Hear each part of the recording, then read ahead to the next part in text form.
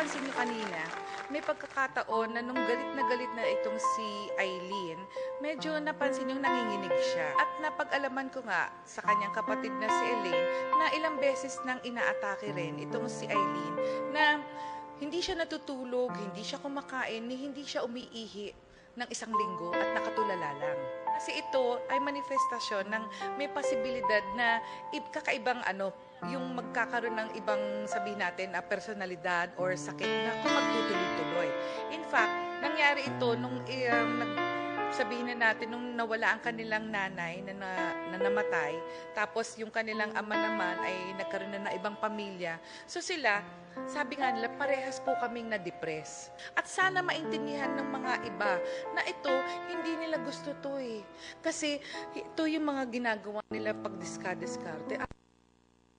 Behavior yun dahil kasi hindi na nila alam kung paano sila makaka-cope sa sitwasyon na para silang mga survivors talaga na hindi nila alam na eto, hindi naman sila binibigyan ng pera.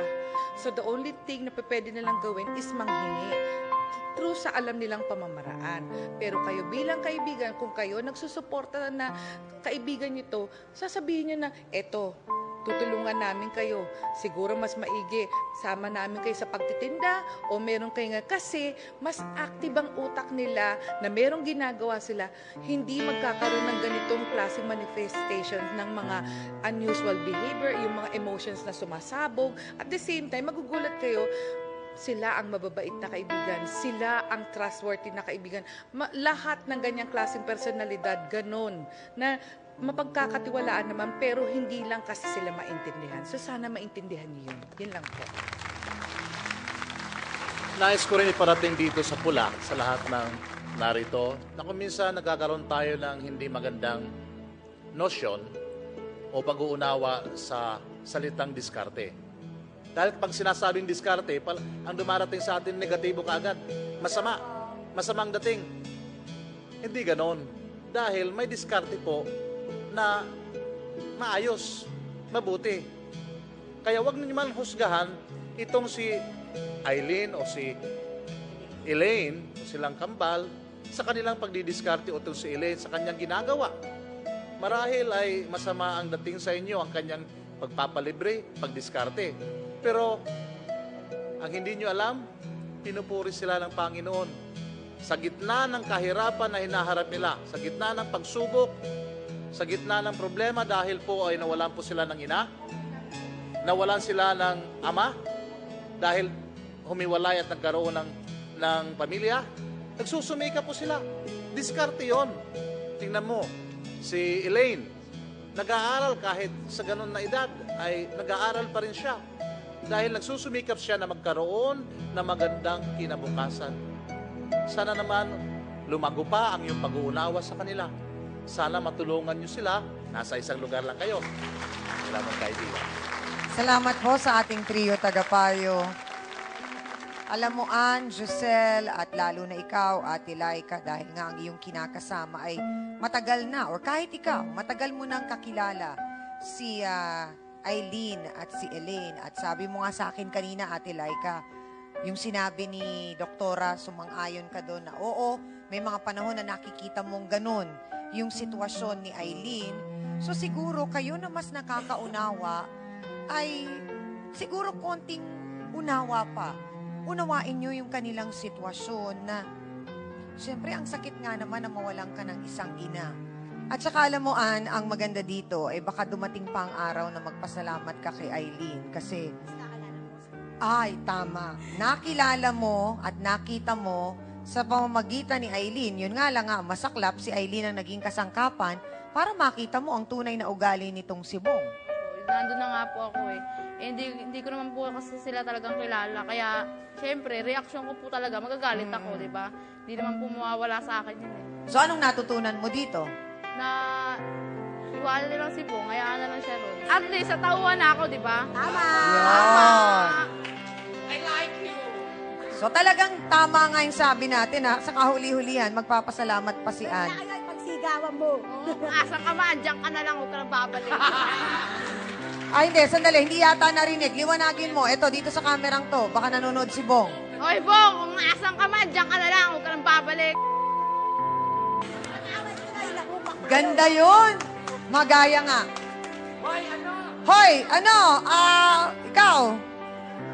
Nasaan ka man? Diyan ka na lang. Gusto ko yun. Ganda.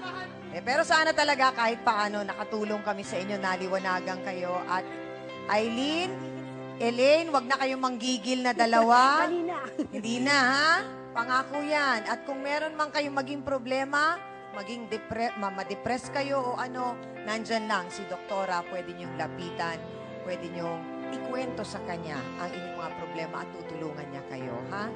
O, mag-ingat kayo, ha? At sana nga kahit paano kami napaliwanagang namin kayo at kami saludo rin naman dito kay Elaine na hanggang ngayon talagang nag-aaral. Maraming salamat sa iyo sa pag-aaral mo. At sana, gagraduate ka na ba? Matutuwa daw si Mama. O, tama. At sana ikaw rin mag-aral ka na rin. Pagpapatuloy mo. Maraming salamat at good luck sa inyo. Amina na po tayo mga kapatid. Anong magandang aral na naman ang natutunan natin? Ako mukhang marami-rami. Walang anumang bagay po sa mundong ito ang ginawang magkapareho. Magkamukha man, magkaiba pa rin. Magkaiba sa isip, sa gawa, maging sa nararamdaman.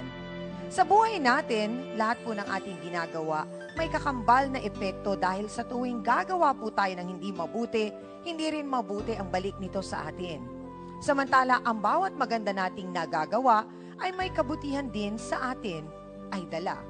At para po sa ating face-to-face, heart-to-heart thought for the day, huwag agad maniwala sa sinasabi ng iba. Alamin muna ang totoo nang di mapahiya. Thank you po sa ating mga kasawsawan at syempre, salamat din sa aking co-host na si Hans Mortel. Sa Dance Squad, kina B1 at B2. Sa ating mahal na trio, tagapayo, ang ating mga sawsawero at sawsawera. At sa lahat po ng ating bisita, maraming salamat sa pagtitiwalang binigay nila sa ating programa at nagbahagi po ng kanilang kwento. Salamat din po sa lahat ng ating mga sawsawero at sawsawera online, ang ating mga Facebook friends at Twitter friends. Salamat po sa inyong lahat. At sana, samahan nyo rin po kami umaga, alas 5 po hanggang alas 7:30 ng umaga sa Good Morning Club, dito pa rin po sa TV5. Ako po, ang inyong pambansang kabitana, ang inyong siyang Ami, na laging nagpapaalala ang problema. Pwede mong tawanan, pero hindi mo yan dapat talikuran. Kaya kung may problema ka, harapin mo, pag-usapan natin yan. Para po sa inyo to, mga kapatid. Ngayong Martes, pag naghahalikan, ibig sabihin may relasyon na? Maghahalikan ba sila kung wala silang relasyon? Hindi ba pwedeng Hindi naman po kami naghahalikan ni Ken eh. Nag-uusap lang po kami. pagmamahal na bigay todo, kapalit lang ay panloloko? Naibenta ang pwesto nang dahil kay Ken. Kasi lahat Bakit? ng gusto ni Ken binibigay ni Ate Asun yun. Wala rin po siyang inaamin sa akin eh. Ba? Mahal pa niya si Ate Asun, bakit niya aminin sa'yo? Kung mahal niya, bakit sa akin pa siya umuwi? Edad ang dahilan o nagkamali ng pakahulugan? Pag sinabihan mo ng I love you at sumagot ng I love you too, anong ibig sabihin nun, Ken? Hindi ko naman po siya niligawan eh. Nandigaw talaga sa akin yan, ma'am. Ay, parang inakit nga po ako. Inakit ka. Kailan ka sinagot? Mga March po yun. O, di naligaw ka. Face to Face, ngayong Martes, 10:30 a.m. Dito lang sa